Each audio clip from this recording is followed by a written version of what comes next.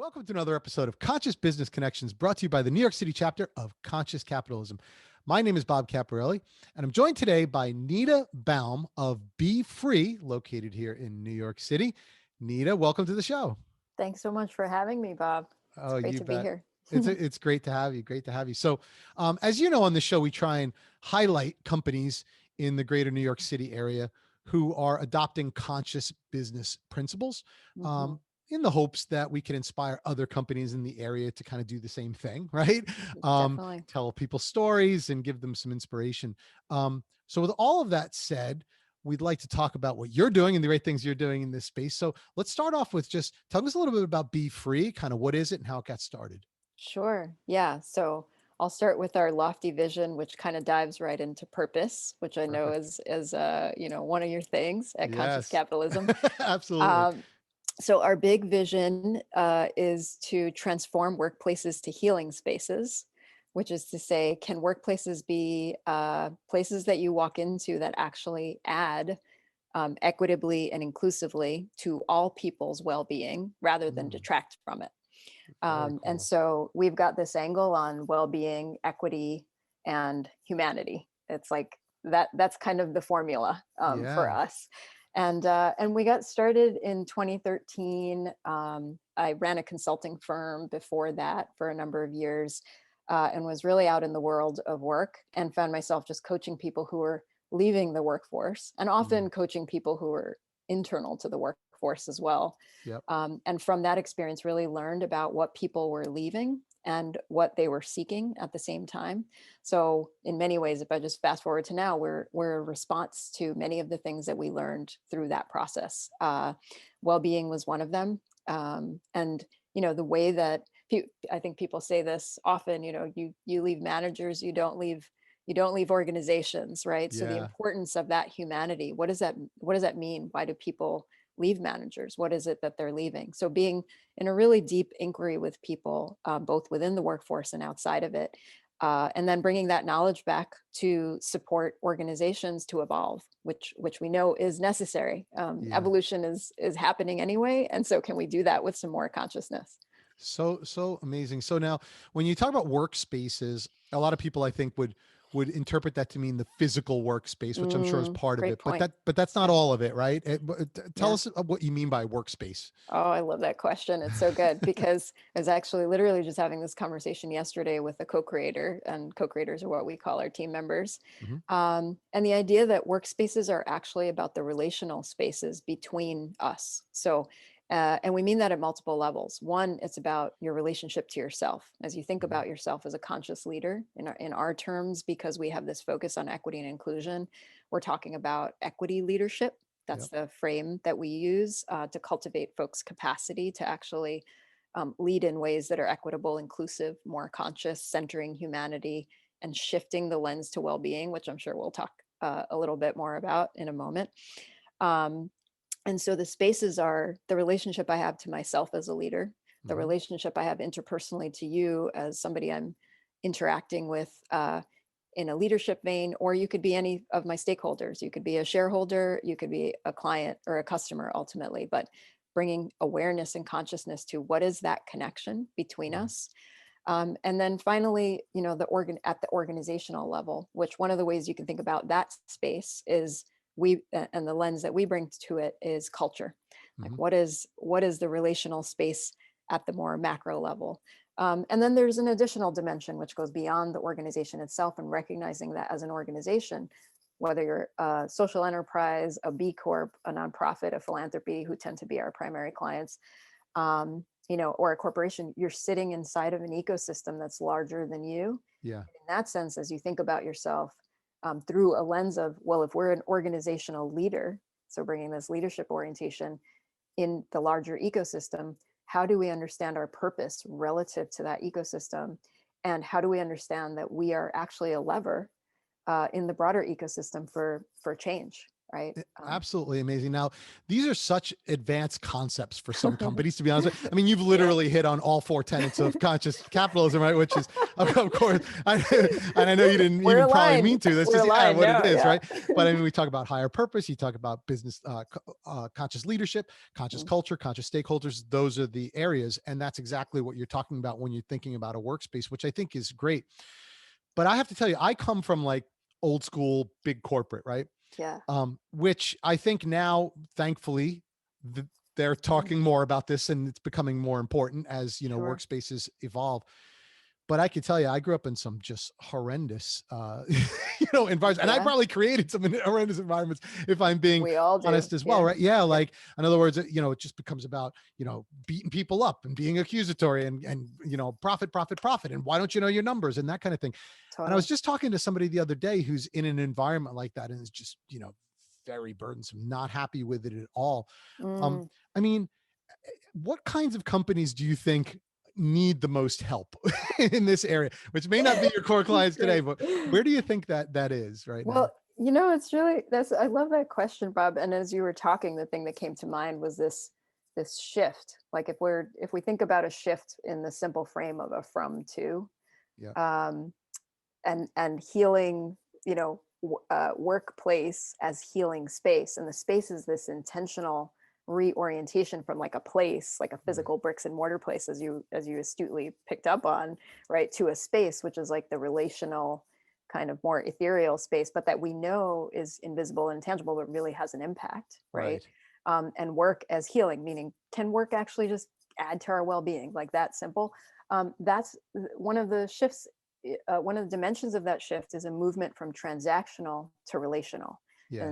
And this is big, and I'm going to come back and directly answer your question about who I feel needs this. But in some sense, I would say everybody, including the nonprofits we work with, which you can argue from a certain angle that if you're mission driven, you have a consciousness already about the fact that we're impacting each other, we're interacting interdependently, and so something I do is going to have an impact on you and vice versa, right? Yep. There's some awareness, and your explicit orientation is impact. So great, that helps direct you, right? Yeah. And yet, at the same time, I think one of the reasons we're in this one of the reasons we find ourselves being transactional, as a society, as a country, in our workplaces is because we have these dominant norms. We have these norms and cultural conditions about the way we think about what work is. Yeah. And one of them is that work is a drag.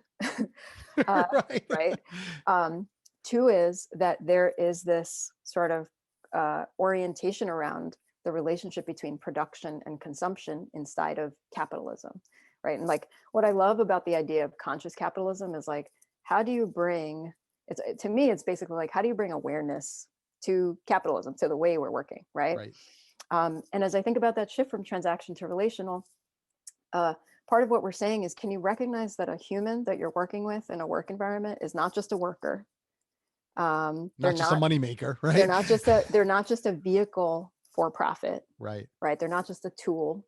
Or, sometimes, and please forgive me, because I love folks in human resources. I have incredible respect for them. We work with them all the time. They're our key partners. But the term itself is like diminishing. It's like diminishing a human to a resource, To the a way machine, we diminish right? a planet to a resource, right? Yeah. So we are not the vehicles for work. Yes, we are the creators of work. That's an orientation in this transactional to relational. Like, how are we relating to the work we're doing? We're creators of it. We're not just like tools to get it done. But it is also about recognizing, one of the conversations we have with people in organizations is like, hey, like when you're relating to each other and you're struggling, and you're in this transactional high pace, got to produce, so people can consume kind of mode, what helps to support you to shift that? Well, can you play with a little switch of a frame? Like, let's imagine that we're in a community. Let's imagine our workplace is just a community of people who get together as people to accomplish a common purpose.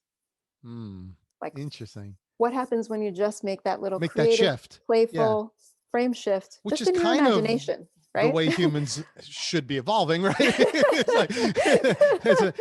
But this is like, so I want to like kind of tag off this a little bit, because if I'm a business leader, right? And I Mm, have been in big corporate, but let's talk about a mid-market company, even maybe yeah, maybe a smallish business, right? yeah. And I've been driven by, you got to make the money, right? Mm, I've been rewarded for kind of treating people with mm, that aspect of, you got to know your numbers, got to do this, you got to do that, kind of beating them up in a way, right? yeah. I know that they're not happy with that, but that's what I'm expected to do. That's what my boss is expecting me to do. And that's what's going to get me promoted, right? Yeah. So somewhere in that chain, how do you break that down and Mm, then say to those companies, well, okay, intuitively this isn't working for the people that's the recipient of it, yeah. but this is what the real benefit you're going to get if you treat Totally. them another way or you do shift your mindset. Yeah. What do you think that looks like? What is that Yeah. benefit that we could tell people, right? So they stop doing this. Absolutely. No, I love that. And it's well-being. Yeah. Right? So that process and specifically when we talk to folks who are in the hamster wheel and in the grind, they themselves are impacted by it, right? Like if Yeah. you ask this mid-level manager in a mid-market company what their experience is, or a mid-level leader in a, right, like what is their own experience of leadership, what are the pressures, what are the results of operating a certain way, they will invariably tell you that it's impacted their own well-being, which has Yeah. this ripple effect on the rest of their lives with their families and friends and elsewhere, right? Absolutely.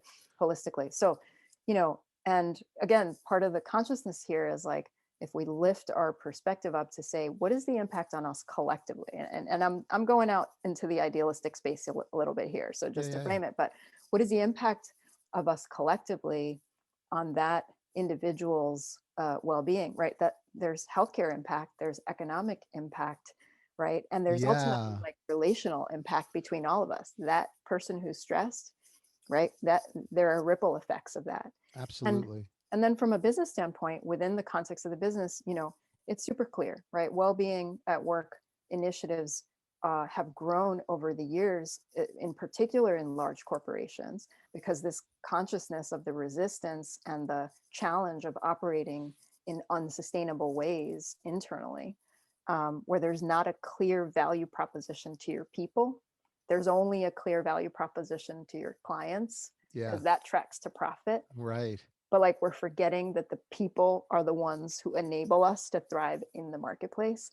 Like that, I think there's a growing awareness of that, and that accordingly there's been a growing investment in well-being at work in different ways, right? Companies Yeah. experiment with this in many different ways, and I'm excited about some of the innovations that are happening. But it also is a big lens shift, to your point, right? It's like, who's going to do that? How are you going to do it? Like, right? So Right. How do you leadership break buy-in break the matters. cycle, right? How do you break the cycle? Yeah. Yeah. And then very pragmatically, like, people in chief people officer roles or in HR, the C-suite on the people side, they all get it very, very quickly, because you see the impacts on retention. That's the key, You see right? the impacts on the levels of conflict in the organization that Yeah. people are having, right? Like Productivity, things of this nature, right? productivity, right? Like you see the accumulation there, and that's an incentive that you can track back to the well-being. That's a really key. And I think that's a really important message for companies because, when you even take like, if a manager behaves badly, the amount of energy that's wasted on all of those employees talking about that situation all Great the time, point. it's an amazing amount of time. And I think if companies were able to like kind of put it into terms that say not only about employee well-being, which is absolutely unbelievably important, but also Sure. those things translate into more success for the company, right? If they Absolutely. fix them, which I think is a starting point. So let me ask you, how do you do it, right? Yeah. And we're talking about the need, which is very important. What Yeah. kinds of things do you actually do Yeah. to help change the culture?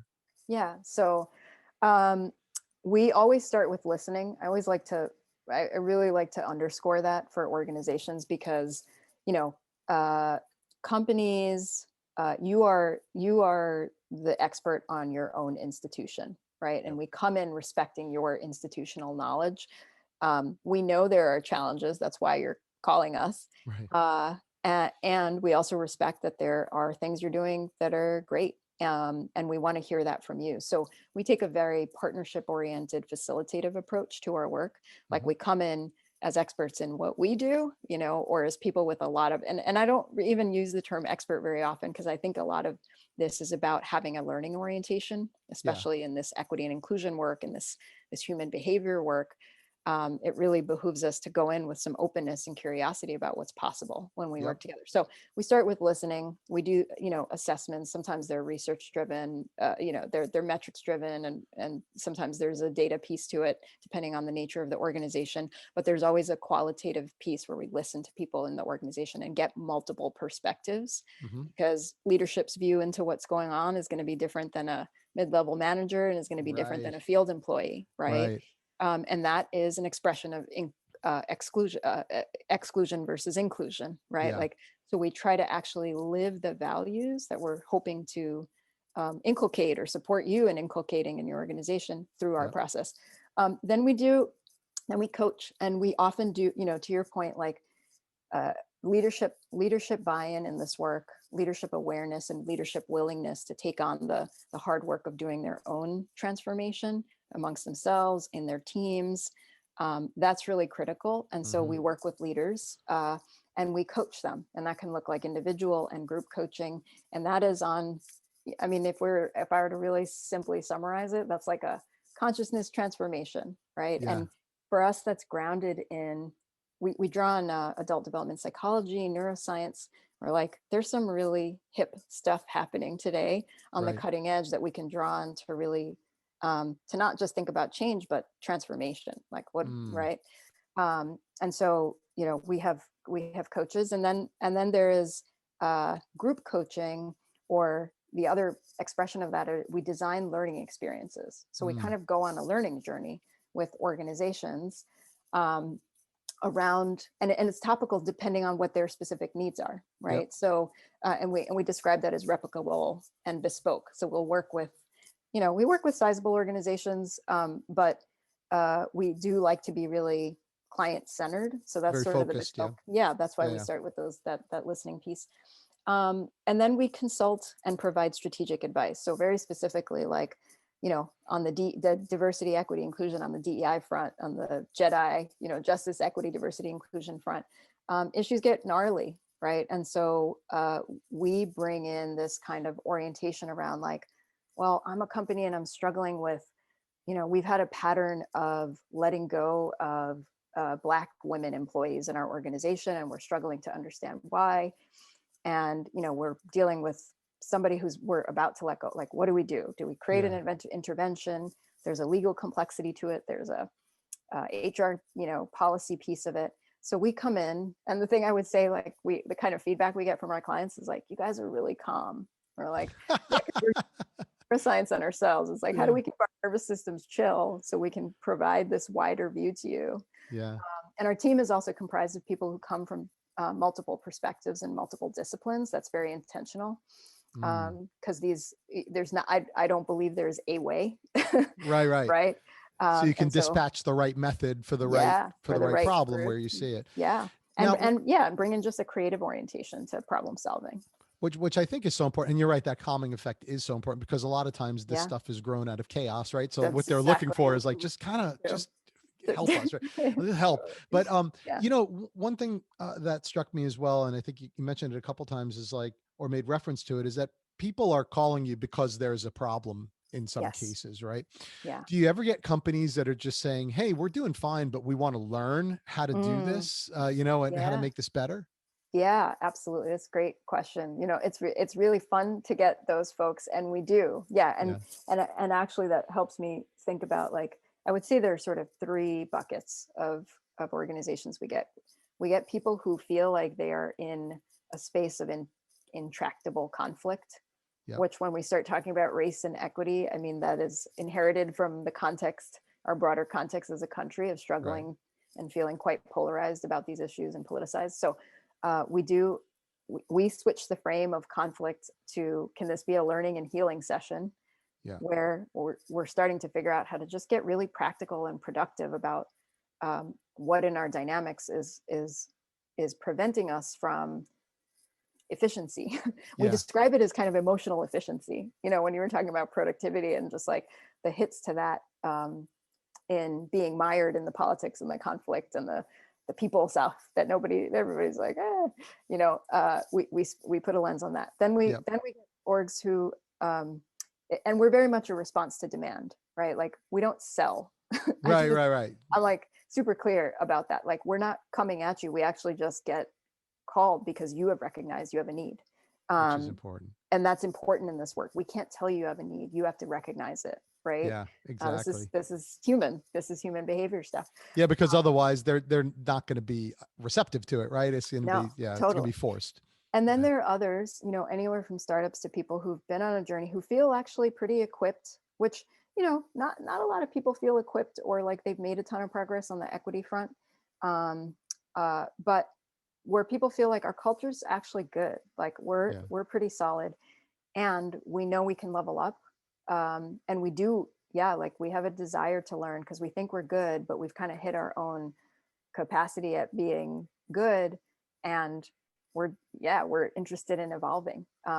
Those are fun. They're a smaller proportion, but Right. Yeah. Well, and hopefully it'll be more, right? Because I think, especially in today's environment, a lot of people, have some good things and some bad things to say about social media, myself included. But I think by and large, what it's done is brought a lot of what has been under the surface out, right? And publicized it and so forth. And so some of that's good, some of that's bad. But I think by and large, things that people would have been afraid to talk about with their companies or afraid to say that these things are bothering me, they become now not only publicized but trending, and now companies are forced to pay attention to these things. So hopefully, that will translate into more people seeking out your types of services.